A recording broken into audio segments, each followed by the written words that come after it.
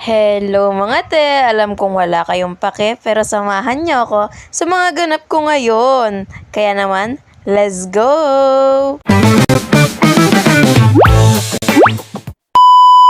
Hi guys! For today's video nga ipapakita ko sa inyo ang aking night routine. Nung time nga na to, pinadalhan kami ng tita ko ng chicken. 5 box nga pala yung pinadala niya, 2 doon sa kabilang bahay, 2 sa amin at 1 doon sa may tita ko. Sobrang nag-crave nga kami dito kasi nga ilang araw ko na talaga nakikita sa FYP ko and pulubi lang naman ako kaya hindi ko to mabibili. Kaya tuwang-tuwa ako nung pinadalhan kami. Ang ipinadala nga sa amin pala is yung may macaroni fries sa ilalim and merong chicken sa ibabaw. 2 flavor nga pala yung nakuha namin, isang cheese tapos isang garlic kineme. Nakalimutan ko yung tawag. Nung time nga pala na to, wala sa bahay si kuya at hindi siya makakauwi sa bahay. Kaya naman yung nanay ko, pinagtabi na lang siya para naman makakatikim din si kuya, diba? Sobrang excited na nga talaga namin kasi alam namin talaga na masarap yan. Kaya naman kumain na din talaga ako. Kaya naman, kain po! Kung makikita nyo naman, grabe naman talaga ang pagkakasmile ng babae.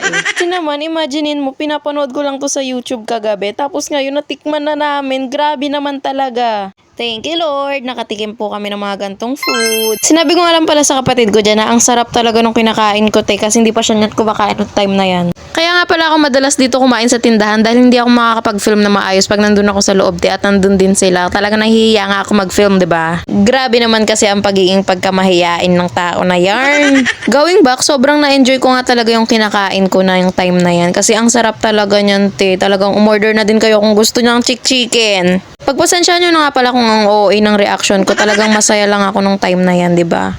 Kasi naman, kay Bea Boris ko lang napanood to, hindi ko naman ine-expect na makakain din kami, diba? Sobrang thank you po, Lord. Gusto ko nga lang din pala mag-thank you kay Mami Lia kasi nga siya pala yung umorder neto. And happy birthday kasi talagang siya yung may treat sa amin kahit siya yung may birthday, diba? Grabe namang bongga. Nagdagdag nga lang pala ako ng mac and cheese dyan kaso hindi ko na rin pala yan naubos dahil medyo mabigat siya sa tiyan dahil may fries na nga siya and mac and cheese, diba?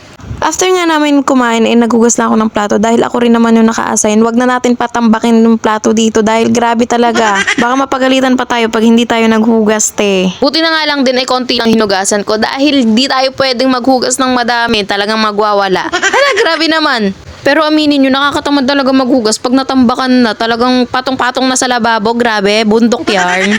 Kaya naman talagang tinatry ko na kahit konti pala yung mga hugasin ay maghugas na agad para hindi tayo matambakan at hindi tayo tamarin, diba?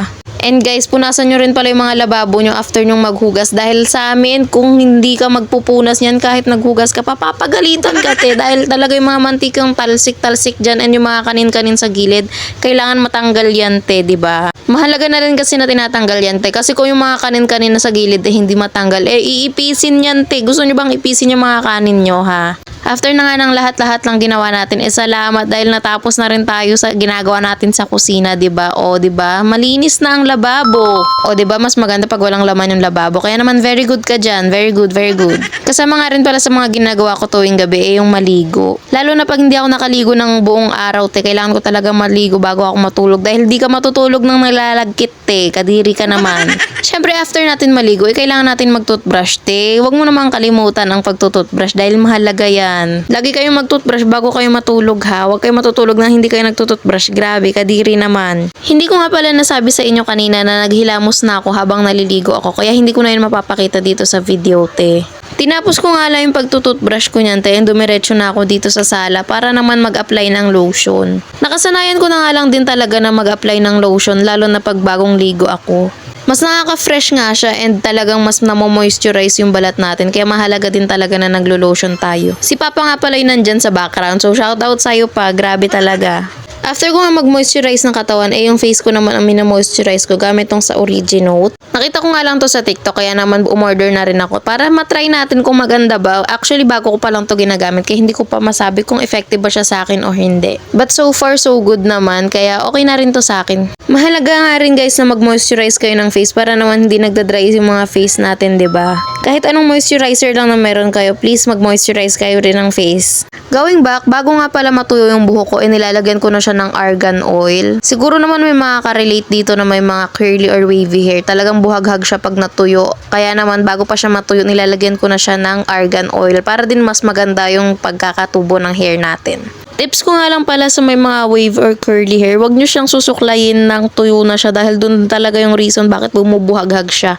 Lagi nyo lang siyang susuklayin pag basa pa siya, okay? Ayan nga lang pala yung nilalagay ko sa hair ko dahil di ko pa afford yung mga mamahaling mga nilalagay sa hair or yung mga curly hair routine. May mga ganun naman talaga pero wala pa kasi akong budget dun, te. Nag full storage nga pala yung phone ko after ng video na to. Pero usual naman na ganito lang talaga yung ginagawa ko bago ako matulog. O siya, hanggang dito na lang muna. Balik kayo ha. Please like, share, and follow my page. Bye!